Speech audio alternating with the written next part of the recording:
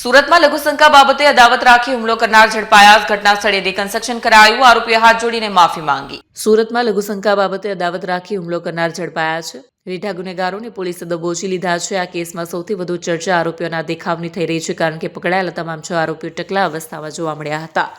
પોલીસે આ તમામ આરોપીઓને ઘટના સ્થળે લઈ જઈ રિકન્સ્ટ્રક્શન કરાવ્યું અને ગુનેગારોના કાયદાનો ભય રહે તેવો સ્પષ્ટ સંદેશ આપ્યો. વિસ્તારમાં એક રિક્ષા ચાલક લઘુશંકા કરવા માટે ઊભો હતો. તે સમયે આરોપીઓ સાથે ઘર્ષણ થયું. આ વિવાદ માત્ર સામાન્ય બોલાચાલી પૂરતો મર્યાદિત ન રહેતા 15 દિવસ પહેલાની અંગત અદાવતનું સ્વરૂપ ધારણ કરી ગયો. અકરમ અંસારીના ઘર પાસે આવેલી ચાની દુકાન નજીક આરોપીઓએ ફરિયાદીના આંતરી ગાળાગારી કરી અને ત્યારબાદ ચપ્પુ જેવા ધારદાર હથિયારો વડે હુમલો કર્યો. ફરિયાદીના માથાના પાછળના ભાગે, સાથળ અને એડીના ભાગે ગંભીર ઇજાઓ પહોંચાડી આરોપીઓ જાનથી મારી નાખવાની ધમકી આપી ફરાર થઈ ગયા.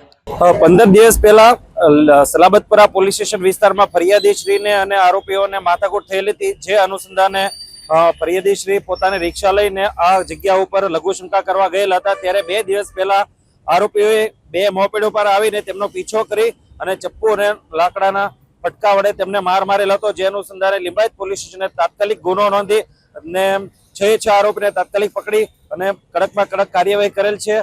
અને તમામ આરોપીને પકડીને ગુનાવાળી જગ્યાએ લાવીને રિકન્સ્ટ્રક્શન પંચનામું કરવામાં આવેલ છે. અને તમામ ગુનેગારોને એક સંદેશ છે કે જો તમે કાયદામાં રહેશો તો ફાયદામાં રહેશો, નહીતર આવી જ રીતે લિંબાયત પોલીસ સ્ટેશન તરફથી કડકમાં કડક કાર્યવાહી કરવામાં આવશે.